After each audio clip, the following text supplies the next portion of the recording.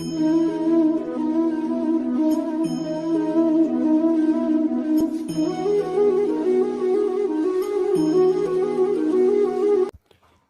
दोस्तों, मेरे चैनल में आपका स्वागत है।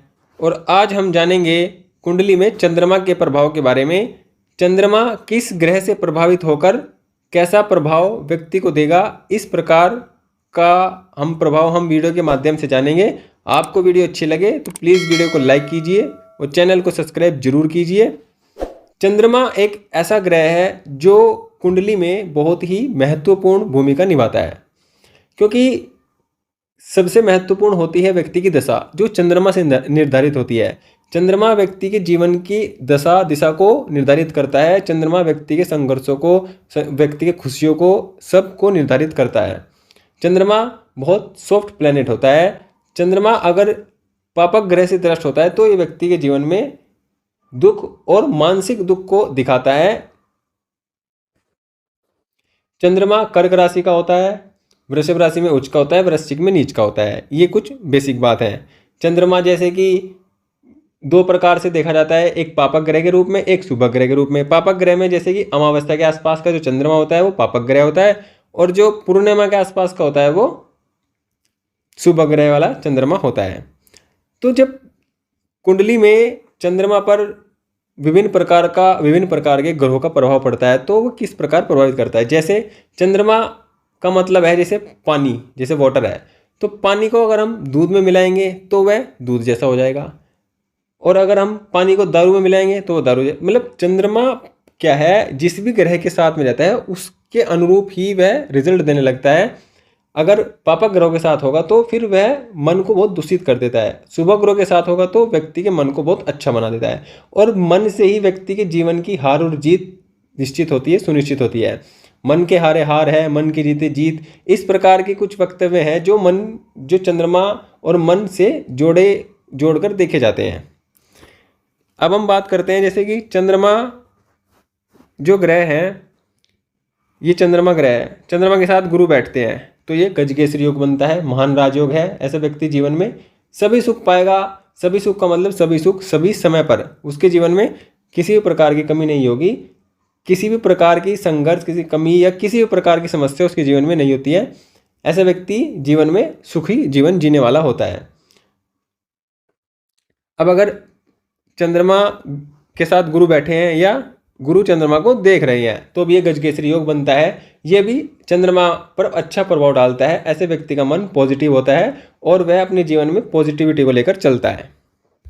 जब चंद्रमा के साथ शुक्र बैठते हैं तो ये भी एक तरह से गजकेसरी योग ही मान सकते हैं। ये भी बहुत अच्छा योग होता है।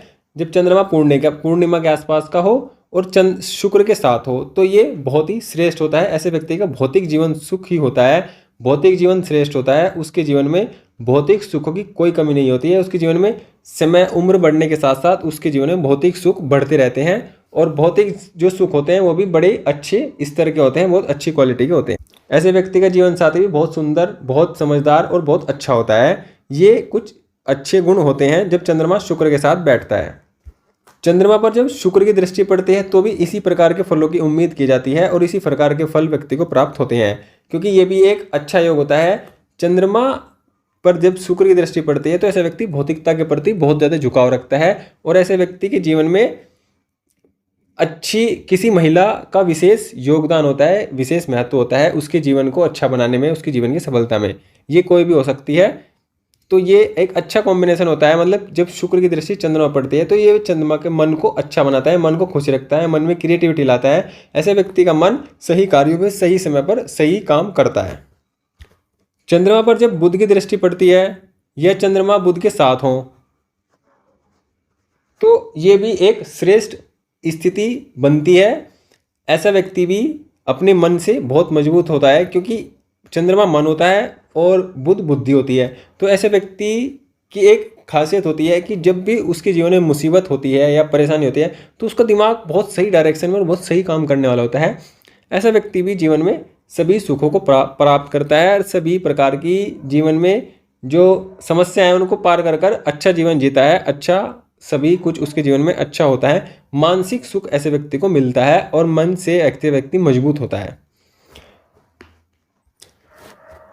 जब चंद्रमा शनि के साथ होता है तो ये विष योग बनता है, इसको अच्छा योग नहीं माना जाता है। या शनि की दृष्टि पड़ती है जब चंद्रमा पर, या शनि चंद्रमा के साथ होते हैं तो इसे विष योग कहते हैं।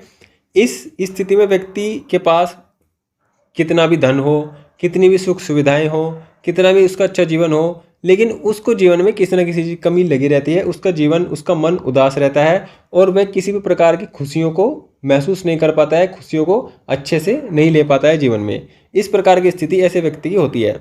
लेकिन ये तब होता है जब चंद्रमा पूर्णतः शनि के प्रभाव में हो और उस पर किसी शुभ ग्रह की दृष्टि ना हो। मान लो अगर यहाँ पर गुरु बैठ गए और गुरु की 9वीं दृष्टि पड़ गई चंद्रमा पर, तो ये इस प्रभाव को कम कर देगा। ऐसा व्यक्ति उदासीन भी होगा, लेकिन ऐसा व्यक्ति अपने जीवन में खुशी भी महसूस करेगा, वह अपनी खुशियों को भी अच्छे से ले पाएगा और आध्यात्मिकता को अपनाएगा और अपने जीवन में सही डायरेक्शन भी लेगा। तो अगर पूर्णतः पापक ग्रह के प्रभाव में चंद्रमा होता है तो फिर ये व्यक्ति के मन को बहुत ज़्यादा पीड़ित करता है, व्यक्ति का मन बहुत ज़्यादा परेशान रहता है।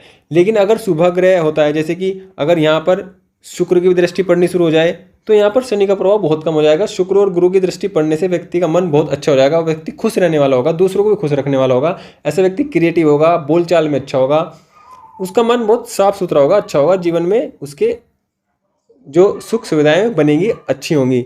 लेकिन शनि की दृष्टि के कारण समस्याएं भी आती रहेंगी, लेकिन उस समस्याओं का उसकी जीवन की खुशियों पर कोई प्रभाव नहीं पड़ेगा। इस प्रकार की स्थिति होगी।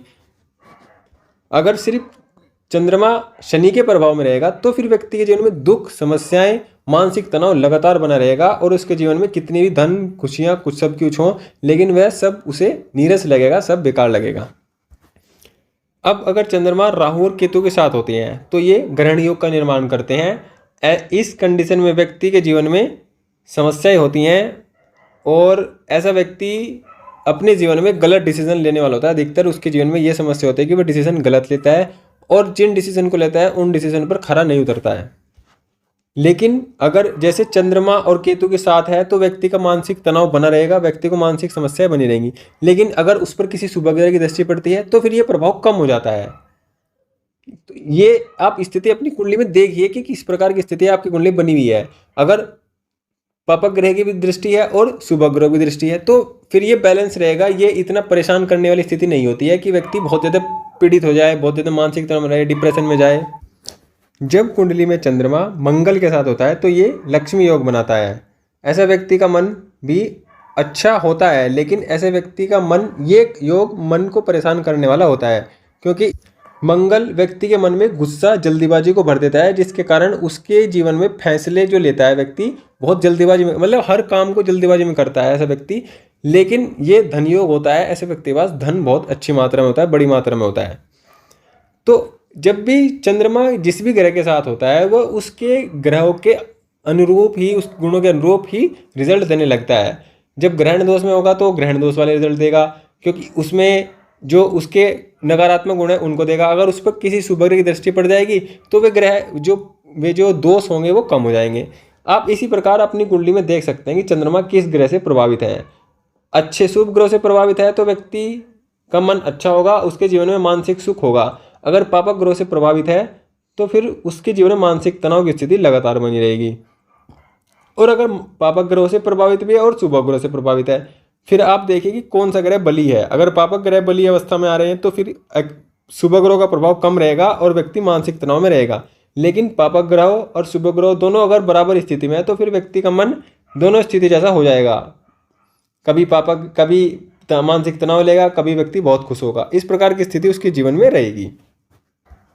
तो इस प्रकार आप अपनी कुंडली में देखिए कि चंद्रमा आपको किस प्रकार प्रभावित कर रहे हैं और आप अपना